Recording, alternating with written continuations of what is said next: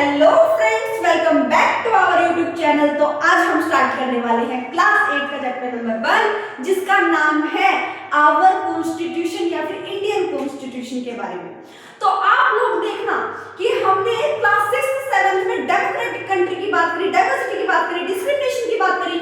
हमने बार बार आर्टिकल्स को बीच में लेके आए। हमारे संविधान ने ये बोला, हमारे संविधान ने ये किया, हमारे संविधान ने वो किया। तो आज हम लोग संविधान के बारे में ही पढ़ने वाले हैं। तो जुड़े रहे और देखते रहे लेक्चर को और अंत तक, लास्ट तक देखें और फिर देखना कि आपको समझ आया या नहीं। तो स्टार्ट करते हैं। तो क्लास 8 का जो चैप्टर नंबर 1 है, जिसका नाम है हमारे पास कॉन्स्टिट्यूशन ऑफ इंडिया यानी कि भारतीय संविधान। जब तक हमने क्लास 6 की एनसीईआरटी पॉलिटी पढ़ी, क्लास 7 की पॉलिटी की एनसीईआरटी पढ़ी, जब तक आप लोगों ने ये सब चीजें पढ़ी, तो अब मैं आप लोगों को क्या बताने की कोशिश करी थी, हमारे संविधान में ये लिखा है, इस आर्टिकल में ये लिखा गया है, इस अनुच्छेद में ये लिखा गया है। तो हम लोग किस चीज की बात कर रहे थे, किस बुक की बात कर रहे थे, तो आज हम उसी बुक के बारे में जानने वाले हैं। तो वो एक छोटी सी मामूली सी बुक आप हमारे जीवन में, हमारे देश में उसका क्या महत्व है, क्या इंपॉर्टेंट रोल है, तो आज हम इस चैप्टर में ही पढ़ेंगे। तो ये जो चैप्टर है हमारा इंडियन कॉन्स्टिट्यूशन, भारतीय संविधान, ये मोस्ट मोस्ट इंपोर्टेंट चैप्टर हो जाता है सभी के लिए, सभी के लिए। तो ध्यान से बैठे, ध्यानपूर्वक, शांति से, इंटरेस्टिंग वे में इस चैप्टर को पढ़ने वाले हैं। तो हम लोग जो इंडियन कॉन्स्टिट्यूशन के बारे में जानने वाले थे, तो मैं उसके बारे में कुछ चीजें बता दूं। हमारा जो संविधान है एक रूल है। क्या है?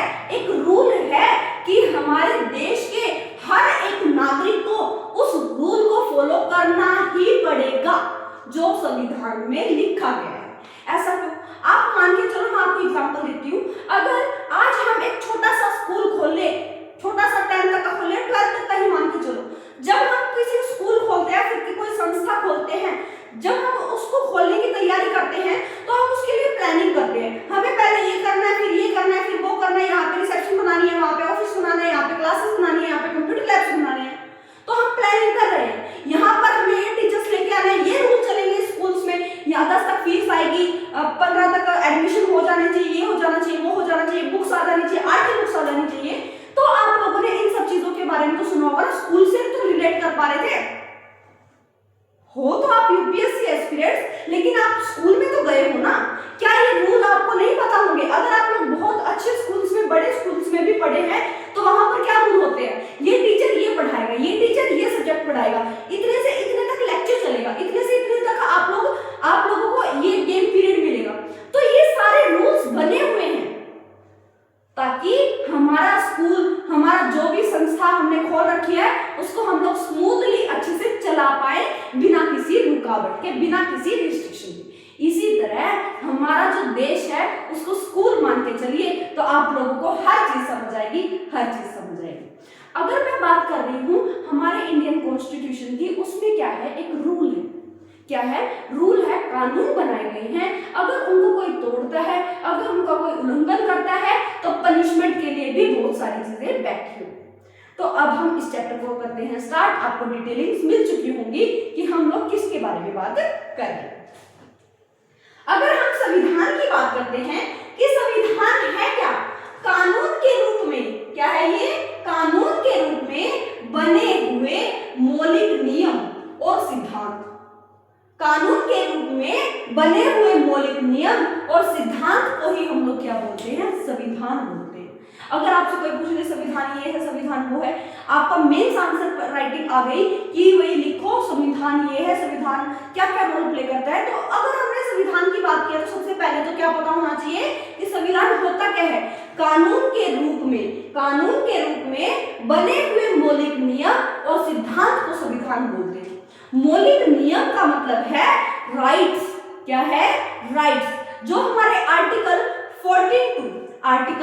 40 to 35 तक, जो हमारा पार्ट 3 है, उसमें जो भी चीजें आप लोगों को देखने को मिलती है, हमारे जो फंडामेंटल राइट्स होते हैं, उन्हीं को हम लोग क्या बोलते हैं? मौलिक अधिकार। और जो भी सिद्धांत, जो भी रूल उस पूरे देश को चलाएंगे, जो भी चीजें लिखी गई है, जो भी देश में ये सारी चीजें चल रही है, वो किसके अकॉर्डिंग चल रही है? संविधान के अकॉर्डिंग चल रही है। क्या आप लोगों को इतनी बात समझ रही? आप बोलोगे मैम संविधान की क्या जरूरत है?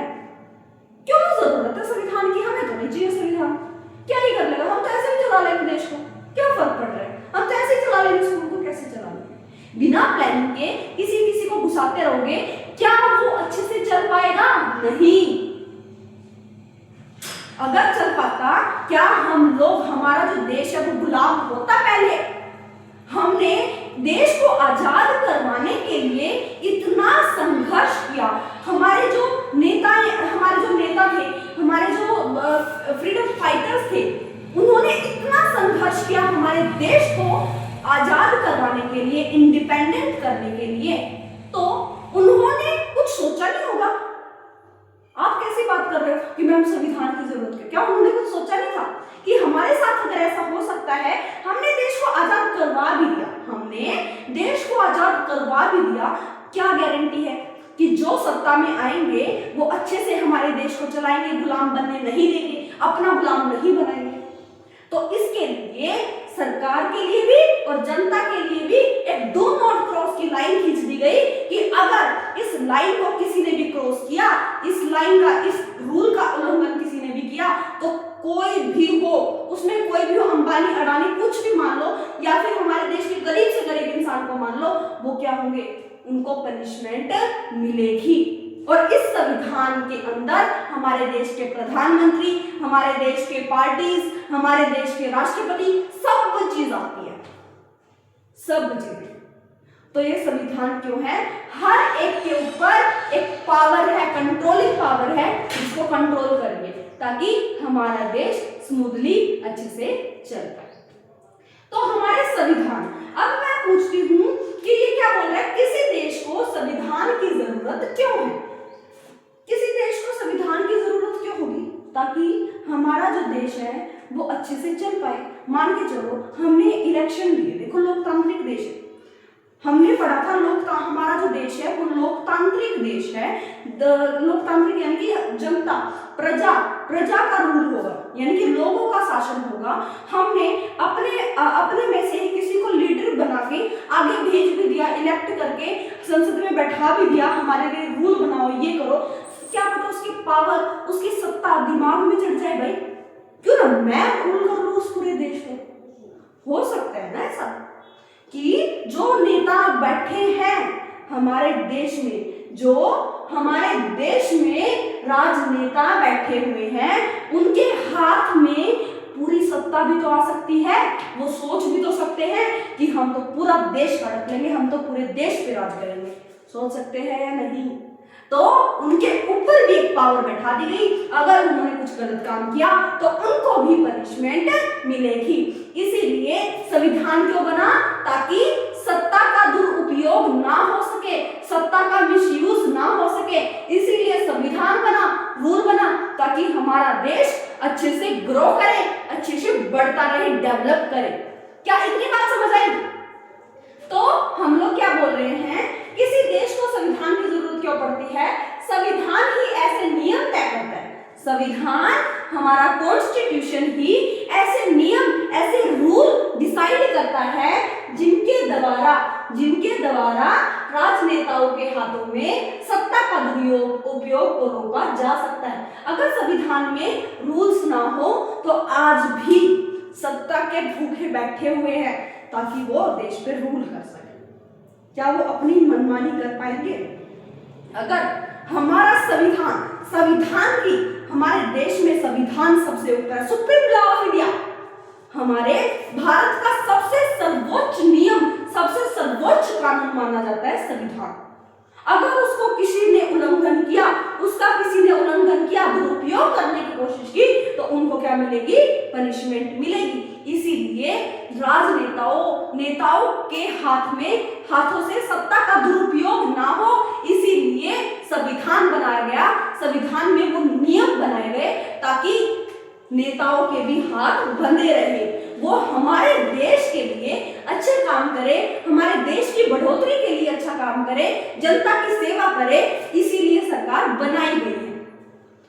लेकिन अगर वो दुरुपयोग करना चाहेंगे तो वो नहीं कर सकते, क्योंकि हमारे देश में संविधान, हमारे देश में सर्वोच्च लॉ माना जाता है, सुप्रीम लॉ ऑफ इंडिया माना जाता है संविधान को, यानी कि कॉन्स्टिट्यूशन को। क्या अब आप लोगों को समझ आया? संविधान, कॉन्स्टिट्यूशन में कोई भी डाउट हो तो अब देखिए अभी आप लोग कमेंट सेक्शन में पूछ सकते हैं, तो मैं आप लोगों को जवाब जरूर दूं।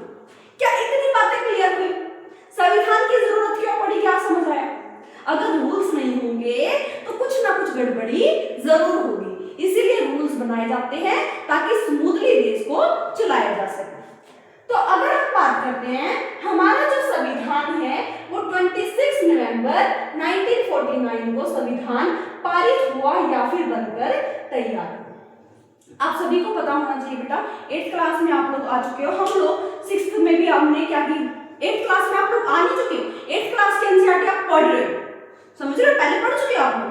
यूपीएससी एस्पिरेंट हो ना, भूल मत जाना, यूपीएससी एस्पिरेंट हो तो बारीकी से चीजों को देखना है।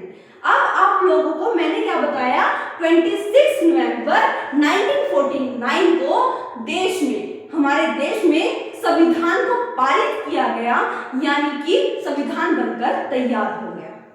जब हमारी प्रारूप रेखा बन चुकी है, हमारी जो संविधान की जो ये चीजें ऐड करनी है, वो चीजें बनानी है, ये चीजें करनी है, वो चीजें जो बनकर, उस जो संविधान बनकर तैयार हुआ वो हुआ 26 नवंबर 1949। अभी तक आपने कुछ नहीं देखा, यहाँ पर तो देखो भी मत, बाद में देखना है। यहाँ पर मैंने आपको अभी तक क्या बताया, संविधान क्या है?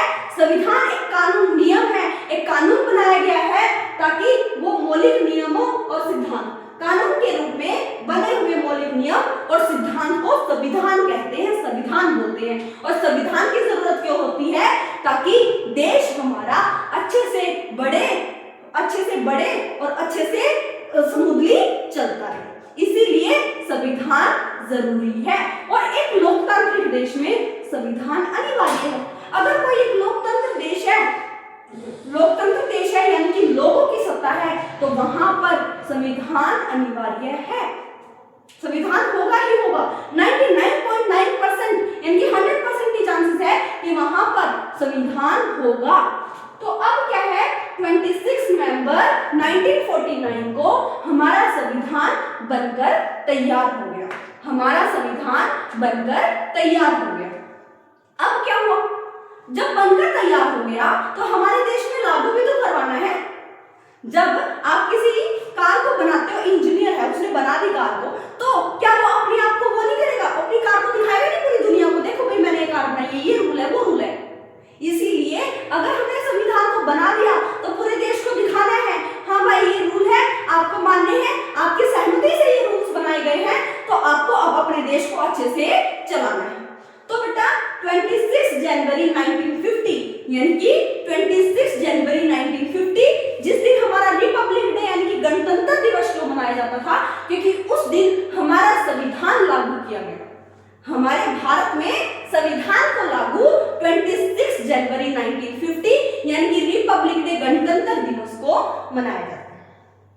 क्यों मनाया जाता है गणतंत्र दिवस, अब समझ आया होगा क्यों, क्योंकि हमारे देश का संविधान बनकर तैयार होने के बाद उसको लागू किया गया 26 जनवरी 1950 और बनकर कब तैयार हुआ, 26 नवंबर 1949। क्या ये बात क्लियर है, हो गई चीजें याद। उसके बाद अगर मैं बात करती हूँ, हमने देख लिया 26 जनवरी 1950 को संविधान लागू किया गया। अगर हम पूछे मैं, ये संविधान बनकर कब तैयार हो गया, किसने बना दिया भाई संविधान, इतनी बड़ी बुक है, इतनी सारी चीजें लिखी हुई है, इतने रूल्स है, दिमाग में कैसे आ गए, इतने सारे रूल्स दिमाग में कैसे आ गए, ये भी चाहिए हमें, वो भी चाहिए हमें। जब हम अपनी आजादी की लड़ाई लड़ रहे थे तो हमें बहुत सारी चीजें समझ आई, बहुत सारी चीजें सीखने को मिली, ताकि जब हम अपना स्वतंत्र देश खड़ा करें, आजाद देश को खड़ा करें, तो उसमें कुछ रूल, कुछ नियम हो, ताकि क्या हो, हमारे देश के लोग भी शांति से प्यार पूर्वक रहे, प्रेम पूर्वक रहे।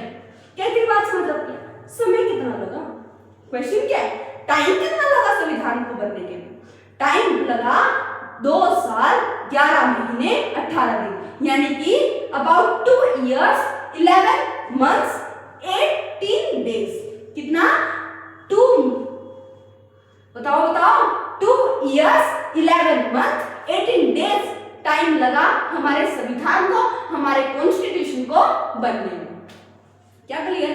2 साल 11 महीने 18 दिन यानी कि लगभग 3 साल लगे, लगभग हमारे संविधान को बनाने के लिए 3 साल लगे। अब आप देख लो 3 साल कितने होते हैं, हमारे संविधान को बनाने में लगे 3 साल, ताकि हमारा देश अच्छे से चल पाए। और अगर मैं आप लोगों में यहाँ पे लिख के नहीं लेके आई हूँ, अब एक बात और बता देती हूँ, हमारा संविधान 2 साल 11 महीने 18 दिन में जरूर बना, लेकिन उनको बनाने के लिए जिनकी सबसे ज्यादा भूमिका रही वो थे हमारे डॉक्टर भीमराव अंबेडकर जी। वो कौन थे? डॉक्टर भीमराव अंबेडकर जी, जो माइनॉरिटी यानी कि लोअर कास्ट से बिलोंग करते थे, और उनसे ज्यादा दुख दर्द किसको मिले होंगे? जो नीची जाति के लोग हैं, समाज उनको कैसे दबाता है, कैसे उनकी बेइज्जती करता है, कैसे उनकी डिसरिस्पेक्ट करता है, उनसे ज्यादा किसको पता होगी? अगर वो संविधान को बना रहा है, क्या वो सबसे छोटे से छोटे वर्ग को नहीं देखेगा? उनकी सहूलियत के बारे में नहीं सोचेंगे? और डॉक्टर भीमराव अंबेडकर जी के साथ बहुत सारे थे, जवाहरलाल नेहरू जी थे, वल्लभ भाई पटेल जी थे, बहुत सारे थे जिन्होंने ड्राफ्टिंग कमेटी बनाई, यानी कि संविधान सभा का गठन किया, और उसके बाद क्या किया गया? संविधान को बनाया गया। तो जब हमारा संविधान बना, हर एक चीज बारीकी से बनाई गई, और अगर किसी चीज पर विचार विमर्श नहीं हो पाया, सहमति नहीं बनी, तो वहां पर बहस भी हुई। जैसे पार्लियामेंट में भी बहस होती है ना, इसी तरह किसी कानून को बनाने के लिए वहां पर बहस भी हुई, और जब सारे नेता मान चुके हाँ भाई ये बात ठीक है, तब हमारे संविधान में दर्ज की गई। हर एक बात सोच समझ कर लिखी गई है वहां पे, हर एक बात। क्या इतनी बात समझ आई? क्लियर हुई? समय कितना लगा? 2 साल 11 महीने 18 दिन में भारत का संविधान बनकर तैयार हुआ। सभी लोकतांत्रिक देशों में एक संविधान होना अनिवार्य है। देखो, अगर किसी देश में संविधान है मतलब वो लोकतांत्रिक हो, अनिवार्य नहीं है, इंपॉर्टेंट नहीं है।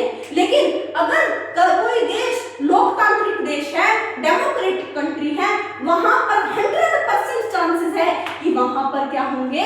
हमारा संविधान, जो संविधान होता है वो जरूर होगा, रूल्स जरूर होंगे, ताकि देश को स्मूथली चलाया जा सके।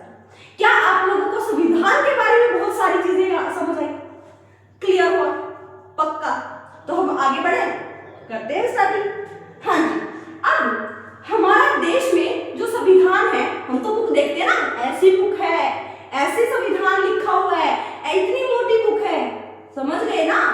तो आप लोग मान के चलिए कि कई देशों में बेटा, कई देशों में, हमारे देश में और अमेरिका में अगर मैं बात करती हूँ, तो वहां पर रिटन कॉन्स्टिट्यूशन है, यानी कि लिखित तौर पर संविधान बनाया गया है, रूल्स बनाए गए हैं, और उसको प्रिजर्व करके रखा गया है। हमारे संविधान को तो प्रिजर्व करके रखा गया है।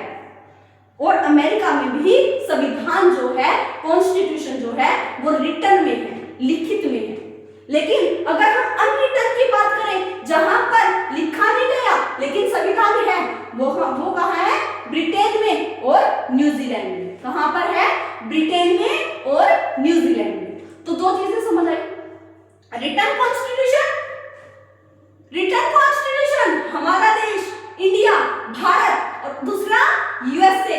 आप लोग और भी बहुत सारे हो सकते हैं जहां पर रिटर्न बना है, साउथ अफ्रीका होगा, बहुत सारी चीजें। लेकिन अगर रिटर्न की मैं 2 एग्जांपल दे रही हूं तो याद कर सकते हो, भारत, इंडिया, और दूसरा अमेरिका। अगर हम दूसरे की बात करें, अनरिटन की बात करते हैं, तो वो अनरिटन कहां देखने को मिलेगा? Britain and New Zealand. अगर आपको समझ आया तो आगे चलते हैं।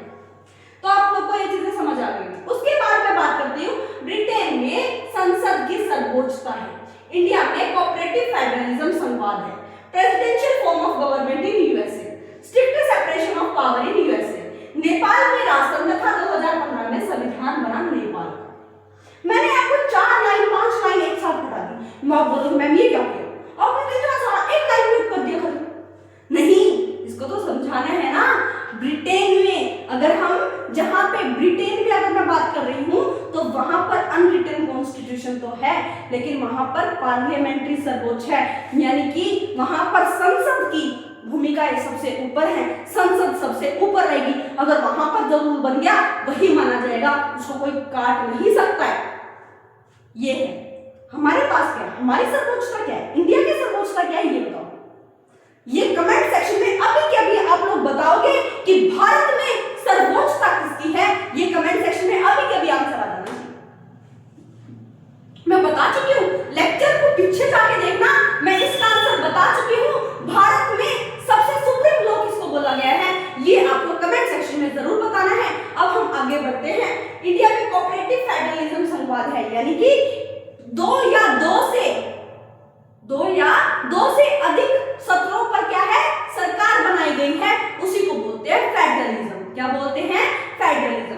एक या दो से अधिक सत्रों पर जब सरकारें बनाई जाती है उसको बोला जाता है, क्या बोला जाता है, फेडरलिज्म, यानी कि संघवाद। और हमारे यहाँ पर क्या है, कोऑपरेटिव फेडरलिज्म है। क्या है, कोऑपरेटिव फेडरलिज्म है। कर लोगे। उसके बाद बात करते हैं presidential form of government in USA.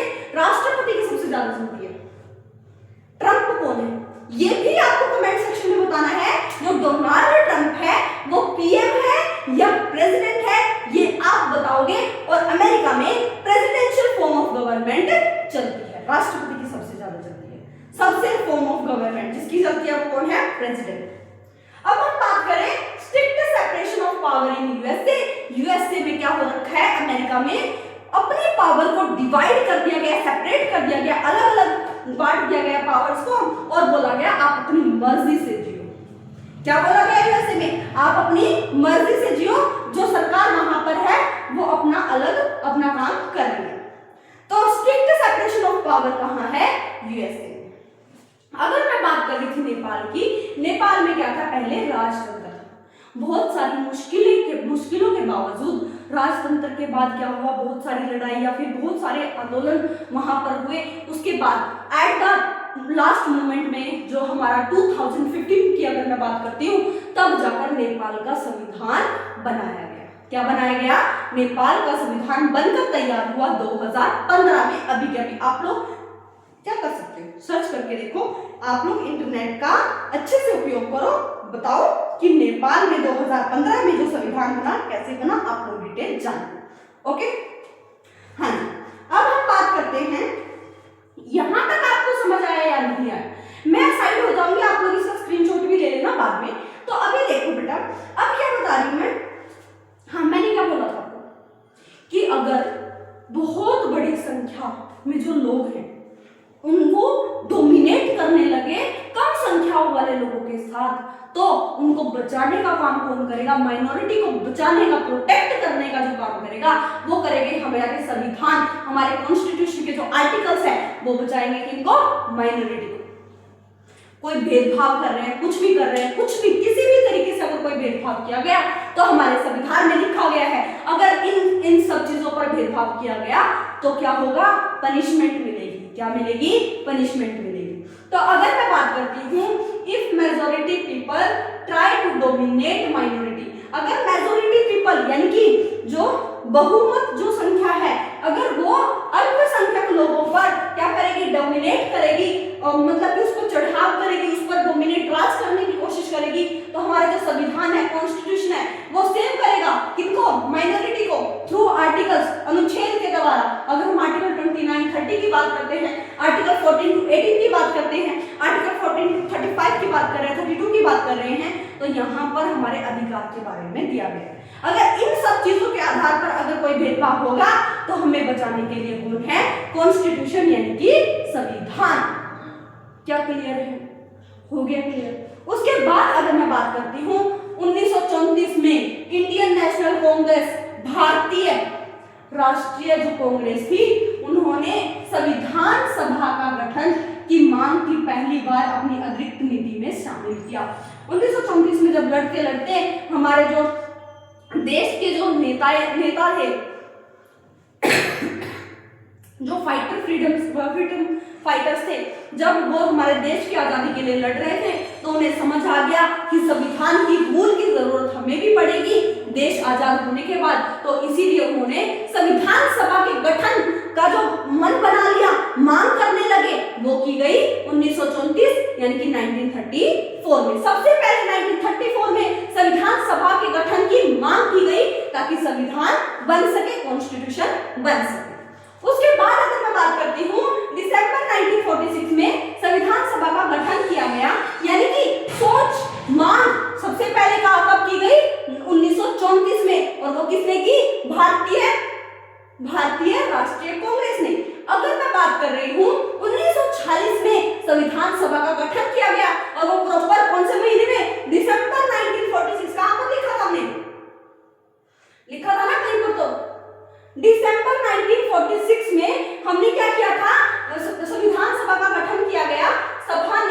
संविधान सभा ने स्वतंत्र भारत के लिए नए संविधान का एक प्रारूप तैयार किया कि ये रूल, ये कानून संविधान के जो हमारे देश में रहेंगे उनको फॉलो करने पड़ेंगे, उनको मानने पड़ेंगे। अगर आपको ये बात समझ आई तो संविधान की प्रमुख विशेषताएं की अगर मैं बात करूं तो सबसे पहला आता है फेडरलिज्म। क्या आता है? फेडरलिज्म यानी कि संघवाद। और मैंने आपको पहले ही बताया जो संघवाद क्या होता है? संघवाद होता है जब एक से अधिक लेवल पर, एक से अधिक सत्रों पर अगर सरकार को बांटा जाए, उसकी पावर को बांटा जाए, सत्र बनाए जाए, एक से ज्यादा सत्र बनाए जाए सरकार के, तो उसी को बोला जाता है फेडरलिज्म यानी कि संघवाद। क्या इतनी बात समझ आई? वन और मोर लेवल ऑफ गवर्नमेंट, टू और मोर लेवल ऑफ गवर्नमेंट, ठीक है, सरकार के दो या दो से ज्यादा सत्रों को बनाया जाए तो उसी को बोला जाता है फेडरलिज्म। जैसे कि हमारे देश में सबसे पहले क्या है? सेंट्रल गवर्नमेंट यानी कि केंद्रीय सरकार जिसके सबसे ज्यादा पावर होगी, और उसके बाद क्या है? स्टेट गवर्नमेंट जिसके पास उसके नीचे पावर होगी, उससे कम पावर होगी, और उसके बाद लोकल गवर्नमेंट आती है। यानी कि हमारे देश में 3 सत्रों पर सरकार है तो हमारे देश में क्या है? फेडरलिज्म है यानी कि संघवाद है। क्या इतनी बात समझ आती है? कोई भी सेंट्रल गवर्नमेंट, स्टेट गवर्नमेंट एक दूसरे को जवाब दे नहीं है, दोनों की दोनों गवर्नमेंट, दोनों की दोनों सरकार किसके लिए जवाबदेही है? जनता के लिए जवाबदेह है, जनता के लिए जवाबदेह है। तो भारतीय संविधान, अगर हम लोग संविधान की प्रमुख विशेषता की बात करें तो सबसे पहला आता है फेडरलिज्म यानी कि संघवाद। जो एक या दो से ज्यादा अधिक सत्रों पर सरकार होगी उसी को बोला जाता है फेडरलिज्म।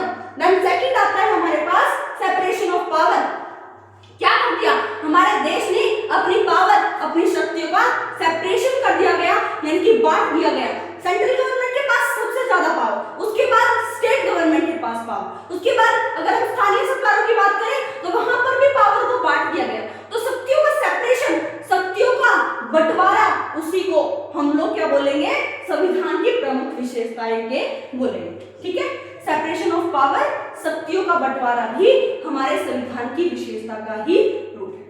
कर लो, हमने किया है ना, सेंट्रल गवर्नमेंट के पास सबसे ज्यादा पावर, जो नेशनल अफेयर्स हो गए या फिर कोई बॉर्डर पर किसी ने हमला कर दिया, फिर कुछ भी कर दिया, कौन लेगी? कौन जिम्मेदार होगी? कौन डिसीजन लेगी? कौन डिसीजन मेकिंग पावर जिसके पास होगी वो कौन होगा? सेंट्रल गवर्नमेंट, ना कि स्टेट गवर्नमेंट। हर एक सरकार थोड़ा ले लेगी, तो सबसे ज्यादा पावर किसके पास? सेंट्रल गवर्नमेंट, उसके बाद स्टेट गवर्नमेंट, उसके बाद लोकल गवर्नमेंट। क्या बात समझ आई? ओके, देन सेकंड पॉइंट आप लोग का फेडरलिज्म आपको समझ आ गया होगा, सेपरेशन ऑफ पावर। देन उसके बाद आता है पार्लियामेंट्री फॉर्म ऑफ गवर्नमेंट।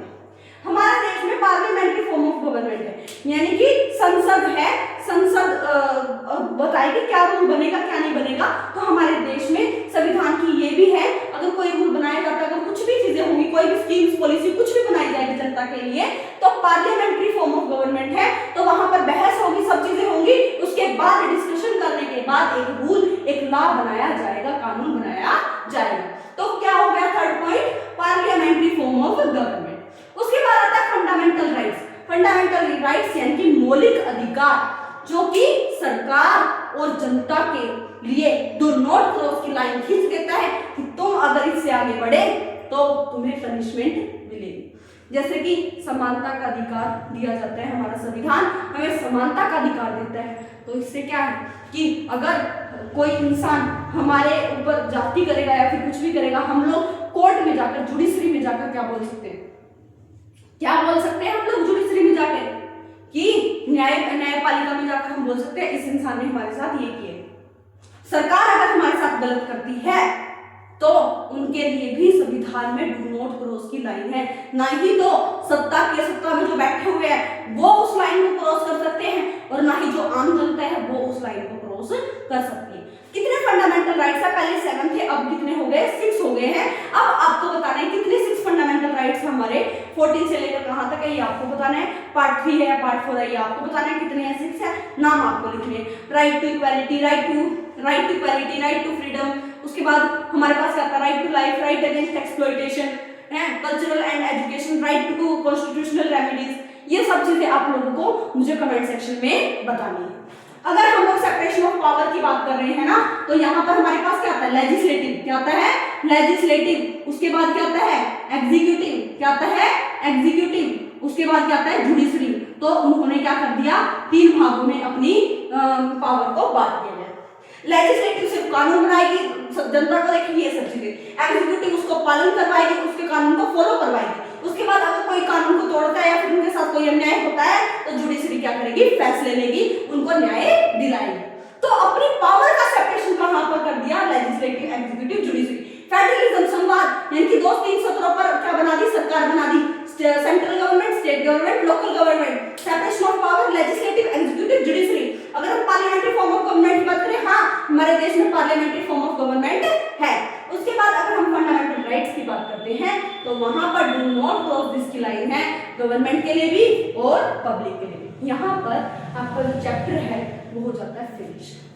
अगर आपको ये चैप्टर समझ आया, सच में बिल्कुल समझ आया है, तो डन बिल्कुल लिख देना कि हाँ जी मैम मुझे समझ आ गया। और जो क्वेश्चंस मैंने आपको पूछे गए हैं वो कमेंट सेक्शन में जरूर बताना, और मैं कमेंट सेक्शन में ही, डिस्क्रिप्शन में ही आप लोगों को प्रैक्टिस क्वेश्चन भी दूंगी इस चैप्टर से, जो आपको करने हैं और डन लिखना है। तो आज हम इस चैप्टर से, इस लेक्चर से अलविदा करते हैं और हम मिलते हैं नेक्स्ट डे, नेक्स्ट लेक्चर के साथ और नेक्स्ट लेवल की पावर एनर्जी के साथ, नेक्स्ट लेवल पावर एनर्जी के साथ हम लोग अगले लेक्चर की स्टार्टिंग करेंगे। Thank you.